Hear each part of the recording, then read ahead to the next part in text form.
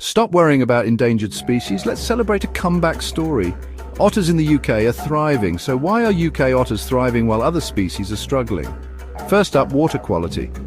Thanks to cleaner rivers and lakes, otters have plenty of fresh, fishy food. Next, habitat restoration. Conservation efforts have brought back wetlands and riverbanks where otters love to hang out. It's like a five-star hotel for them. And let's not forget about legal protection. Hunting otters? Totally illegal now. They've got a do not disturb sign and it's working wonders. But here's the kicker. Otters are super adaptable and can live pretty much anywhere with water.